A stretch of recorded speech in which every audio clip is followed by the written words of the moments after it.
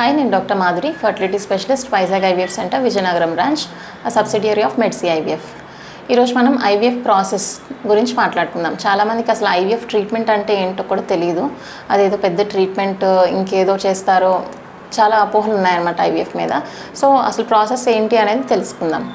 So IVF ప్రాసెస్లో ఏంటంటే సహజంగా నెలసరిలో ఏంటంటే ఆడవాళ్ళకి ఒక ఎగ్ అనేది పెరిగి రిలీజ్ అవుతూ ఉంటుంది అన్నమాట. సో ఐవీఎఫ్లో ఏంటంటే ఆ నెలలో స్కాన్లో కనిపిస్తున్న ఎగ్స్ అన్నీ పెరగడానికి ఇంజెక్షన్స్ ఇస్తామన్నమాట. సో సెకండ్ డేనే వస్తారు, స్కాన్ చూసి ఓవరీస్లో సిస్ట్లు ఏం లేవు, అండ్ అల్ట్రాసౌండ్ యూట్రస్లో ఏంటంటే ఎండోమెట్రియం అంతా షెడ్ అయిపోయి 5 మిల్లీమీటర్ కన్నా తక్కువ ఉంది, అండ్ హార్మోన్స్ కూడా నార్మల్ లెవెల్స్లో ఉన్నాయి అనేటప్పుడు ఇంజెక్షన్ స్టార్ట్ చేస్తాం, ఐవీఎఫ్ ఇంజెక్షన్స్. ఈ ఐవీఎఫ్ ఇంజెక్షన్స్ డోస్ అనేది పేషెంట్ యొక్క ఏజ్ అండ్ ఏఎంహెచ్ అంటే anti mullerian hormone levels, antral follicle count అంటే ఎగ్ రిజర్వ్, అండ్ ఎఫ్ఎస్హెచ్ అనే హార్మోన్ లెవెల్స్ని బట్టి అండ్ వాళ్ళ వెయిట్ని బట్టి కూడా ఉంటుందన్నమాట. బాడీ మాస్ ఇండెక్స్ అంటాం. సో వీటన్నిటి ద్వారా ఏ టైప్ ఆఫ్ ఇంజెక్షన్ ఇవ్వాలి అండ్ డోస్ ఎంత ఇవ్వాలి అనేది డిసైడ్ చేస్తాం. సో ఫస్ట్ స్టెప్ అనేది మనకి ఐవీఎఫ్ స్టిమ్యులేషన్. సో ఇందులో ఏంటంటే ఫస్ట్ ఇనీషియల్గా ఒక 4 డేస్కి ఇంజెక్షన్స్ ఇచ్చి మనకి రెస్పాన్స్ ఎలా ఉందనేది చూసుకుంటాం. సో అడిక్వేట్ రెస్పాన్స్ ఉన్నది అనేటప్పుడు మనం సెకండ్ ఇంజెక్షన్ కూడా స్టార్ట్ చేసుకొని 2 డేస్కి ఒకసారి స్కాన్ చేసుకుంటూ ఉంటాం. యూజువల్గా ఒక 10 to 12 డేస్ అనేది ఈ స్టిమ్యులేషన్కి టైం పట్టచ్చు అనమాట. కొంతమందికి డిలేడ్ రెస్పాన్స్లో 14 డేస్ కూడా టైం పట్టచ్చు. సో ఏదేమైనా సరే డిజైర్డ్ రెస్పాన్స్ అంటే అట్లీస్ట్ 3 ఫాలికల్స్ 18 మిల్లీమీటర్ కన్నా సైజ్ ఎక్కువ ఉండాలన్నమాట. ఈ రెస్పాన్స్ అనేది వచ్చినప్పుడు ఈ ఏవైతే ఫాలికల్స్ పెరుగుతున్నాయో అందులో ఎగ్ అనేది పెరుగుతూ ఉంటాయి అన్నమాట. ఈ ఎగ్స్ అనేవి మెచ్యూర్ అవ్వడానికి ఇంజెక్షన్స్ ఇస్తాం. ఈ మెచ్యూర్ అవ్వడానికి ఇంజెక్షన్స్ ఇచ్చినాక 35 to 36 అవర్స్కి మనం ఎగ్ రిట్రీవల్ అనేది చేస్తామన్నమాట.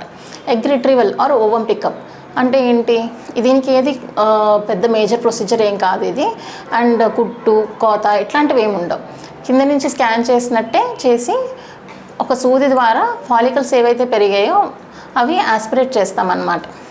ఈ ఆస్పిరేట్ చేసిన ఫ్లూయిడ్లో మనకి ఎగ్స్ అనేవి వస్తుంటాయి. ఎగ్స్ అనేవి ఈ ఫ్లూయిడ్ అనేది ఎంబ్రియాలజిస్ట్కి హ్యాండ్ ఓవర్ చేసినప్పుడు ఎంబ్రియాలజిస్ట్ ఎగ్స్ అనేవి పిక్ చేసి వేరే కంటైనర్లో పెడతారు.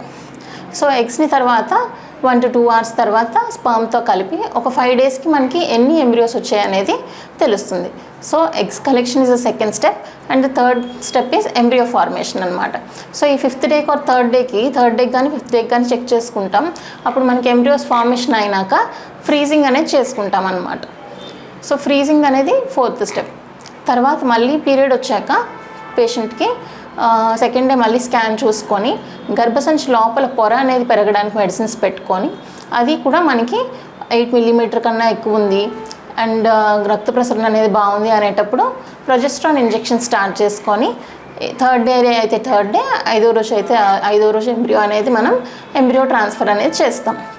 సో 5th స్టెప్ అనేది మనకి ఎంబ్రియో ట్రాన్స్ఫర్.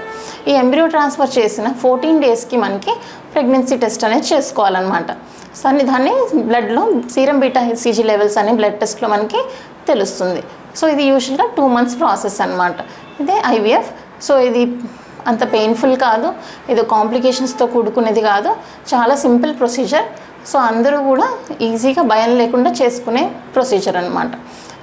ఇందులో ఏమైనా మీకు ఇంకా డౌట్స్ ఉన్నాయి అనుకున్నా, దీని గురించి మీరు ఇంకా డీటెయిల్డ్గా తెలుసుకోవాలి అని అనుకుంటే అపాయింట్మెంట్ తీసుకొని బ్రాంచ్ని విజిట్ చేయండి, ఇంకా డీటెయిల్గా డిస్కస్ చేద్దాం. Thank you.